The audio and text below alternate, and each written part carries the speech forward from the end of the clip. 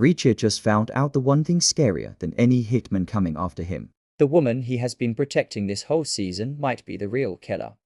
Season 4 of Reacher picks up right after Anna Merrick took her own life on a subway in Philadelphia. Before she died, she had one thing everyone wanted, a flash drive. Reacher did not know her, but he could not walk away either. That is who he is. The first 3 episodes set up a huge mess. Government secrets, a missing government worker, a scared woman who killed herself instead of getting caught, and a group of dangerous people all chasing the same tiny drive. By the end of episode 3, another man connected to the case, a guy named Nolan Carhill, jumped off a building and died. He worked closely with Congressman John Sampson, a man Reacher already knew from his army days. That death left a huge question mark. Why would Carhill kill himself? What was he hiding? And why did it happen right when Reacher started asking questions? Episode 4 picks up right there, in the middle of all that confusion. The title of the episode is Karambits and Pieces, and by the end of it, you understand why. A karambit is a small curved knife, often used in martial arts in parts of Indonesia. It becomes a huge clue later in the episode, tying together things that seemed unrelated before. At the start of the episode, everyone is still in shock from Carhill's death. Samson is shaken up badly. He snaps at people around him, including his own team. His wife Elspeth tries to calm him down and keep him from talking to the press before he is ready. It is clear Samson knows more about Carhill's death than he is letting on. Reacher notices this too. He does not say much, he just watches. That is usually when Reacher is at his most dangerous, when he goes quiet and starts putting pieces together in his head. Samson eventually pulls Reacher aside and asks him to grab a drink. Away from cameras and other people, he starts opening up a little. He tells Reacher about his past in Indonesia, back when he served with Carhill. It turns out their old missions were not as clean as the official story says. This one conversation becomes the key that unlocks almost everything that happens later in the episode, including the biggest twist of the season so far. While all this is happening, the other 3 main characters, Tamara, Jacob, and Russell, are chasing their own leads. They are trying to figure out where Anna worked, what she actually stole, and why someone wanted her dead badly enough to make her take her own life instead. Their investigation moves fast, and it slowly starts connecting to Samson's past in a way nobody expected. By the middle of the episode, it becomes clear that this case is not just about one missing file anymore. It is about something much bigger, something that stretches back years into a different country, involving people who have been hiding the truth for a very long time, while Samson was busy pouring out his secrets over drinks. 3 other people were doing the real dirty work of this investigation, and what they found changed everything. Tamara Green, the detective helping Jacob look into his sister's death, decides to go undercover. She sneaks into the building where Anna used to work. This is not some random office. It is a government facility where old paper records get turned into digital files. Tamara pretends to be a new hire and gets a quick training session from a co-worker. It sounds boring on paper, but this is where the episode quietly drops one of its biggest clues. She makes her way to the exact desk where Anna used to sit. Slowly, she pieces together what Anna was actually doing before she died. Anna had scanned one specific file, turned it into a digital copy, and then deleted it from the government computer system.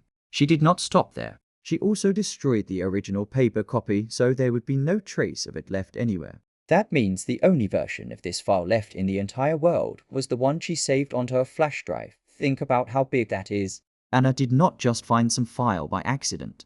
She planned this. She made sure this piece of information could never be recovered by anyone else unless they had that one flash drive in their hands. That tells us Anna knew exactly how dangerous this information was, and she wanted total control over who could see it. This discovery also explains why so many different groups are chasing the drive so hard. It is not just some random secret. It is the last copy of something that people are willing to kill for.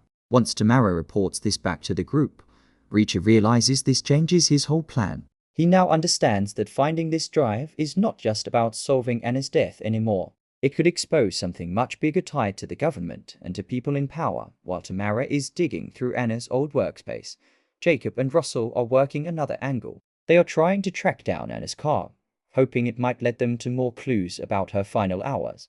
Their search brings them to a dead end at first, literally a location that turns out to be a waste of time. But they do not give up. Eventually, they find her abandoned car. and inside it, they discover her old work badge, connecting her directly back to that same government facility Tamara had just infiltrated.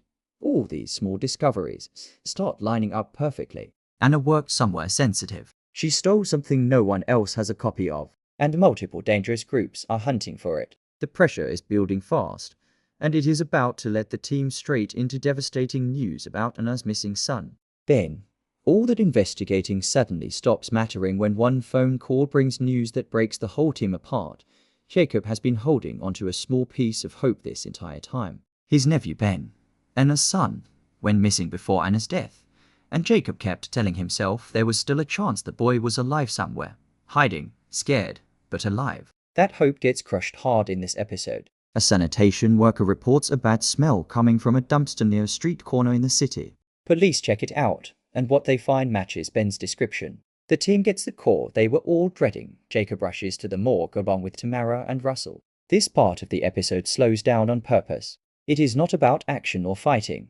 It is about grief. Jacob has to face the reality that his sister is gone, and now her son is gone too.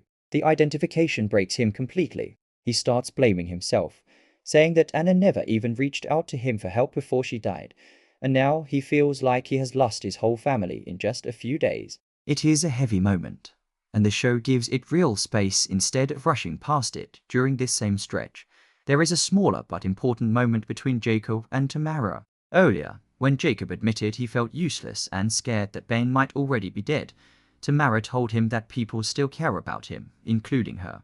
The show does not turn this into a big romance right away, but you can feel something building between them. It adds a human side to all the chaos happening around them. Back at the morgue, the medical examiner shares one more detail that ties everything together.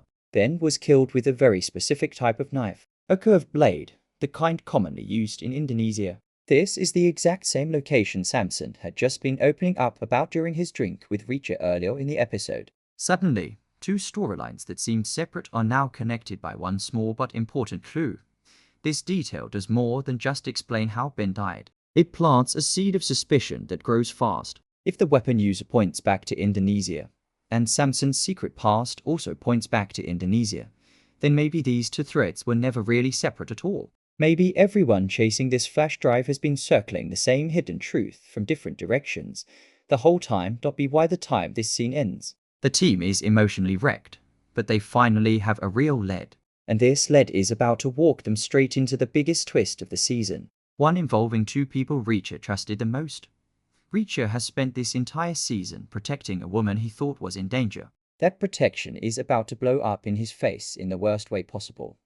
Lila Harth showed up early in the season claiming to be caught in the middle of something dangerous. She told Reacher she was the secret daughter of Congressman Sampson and a woman named Amisha, who she introduced as her mother. Lila said she needed Samson's help for a serious medical problem, and she claimed Anna had stolen government secrets that she planned to use to force Samson into helping her. It sounded messy, but believable enough that Reacher stuck around to help her. The problem is, Lila's story has changed more than once already this season. Every time someone pushes her for real answers, she shifts the details slightly and somehow pulls Reacher back onto her side. It works because Reacher wants to believe there is an innocent person caught in the middle of all this danger. That instinct is exactly what makes this episode's twist hit so hard. While Reacher is out trying to protect Lila from a group of armed men hunting them down, something happens at her hotel room that changes everything. A violent clash breaks out there, and investigators later find wounds that match a very specific weapon. The same curved knife style connected to Ben's death. This is not a small detail. It means whoever attacked people at that hotel used the exact same type of weapon that killed an innocent teenager earlier in the episode. Then comes the moment the whole episode has been building toward. The show cuts back to Lila and Amisha inside their hotel room. Instead of looking scared or hunted, they are calmly holding curved knives, wearing expressions that look almost pleased with themselves. There is no fear on their faces at all. In that one quiet scene, months of assumptions get flipped upside down. These two women are not helpless targets caught in a dangerous situation. They are the ones causing the danger. This twist recontextualizes almost everything from earlier in the season. Every time Lila cried for help, every time she looked scared, every story she told about being chased, all of it takes on a completely different meaning now. She was not running from killers this whole time. She may have been one of the people doing the killing. For Reacher, this is personal. He has spent real time and effort keeping this woman safe, even putting himself in danger for her more than once. Finding out she might be connected to a murdered teenager and a pile of dead mercenaries changes his entire approach going forward. The season shifts from a rescue mission into something much more dangerous. A direct confrontation with someone Reacher never saw coming. Everything Reacher thought he understood about this case just got turned inside out. And now he has to figure out what to do with people he can no longer trust. This twist does more than shock the audience. It changes the entire direction of the season. For the first half of these episodes, Reacher operated like he normally does. He picks a person who seems to need protecting, and he throws himself into danger to keep them safe. That has worked for him plenty of times before. But this time, the person he chose to protect turned out to be someone capable of real violence herself. That forces Reacher into a different kind of fight for the rest of the season. Instead of shielding Lila from outside threats, he may now have to treat her as one of the biggest threats in the entire story. This episode also lines up with the book the show is based on, called Gone Tomorrow, written by Lee Child. In the book, this kind of reveal happens too, but the show moves things around a bit. The TV version brings this twist in earlier than the book does, right at the midpoint of the season instead of much later. That choice matters because it means the writers still have plenty of episodes left to explore the fallout, instead of ending the season right after the big reveal. It also updates some details to fit modern times, since the show takes place today instead of when the book was originally written years ago. Samson's storyline adds another layer to all of this. His past in Indonesia, the secret military operation, his connection to Cahill, and now this weapon that keeps showing up tied to multiple deaths. None of that feels like a coincidence anymore. It looks like his past decisions are catching up to him in ways he never expected. And Reacher is standing right in the middle of it, going into the next episode, called Bridge. There are a lot of questions still hanging in the air. Was Lila working alone this whole time? Or does she answer to someone even more dangerous? What exactly is on that flash drive that made so many people willing to kill for it? And how much does Samson actually know about what happened in Indonesia that he still has not admitted out loud? This episode did not answer everything, but it gave viewers just enough to feel like the back half of the season is going to move a lot faster. Episode 4 earns its place as a turning point for this season. It took a show that felt a little slow in its first 3 episodes and gave it real momentum going forward. If you have been sticking with Reacher through the slow build-up, this episode makes it clear that the payoff is starting to arrive, and there is a lot more waiting around the corner.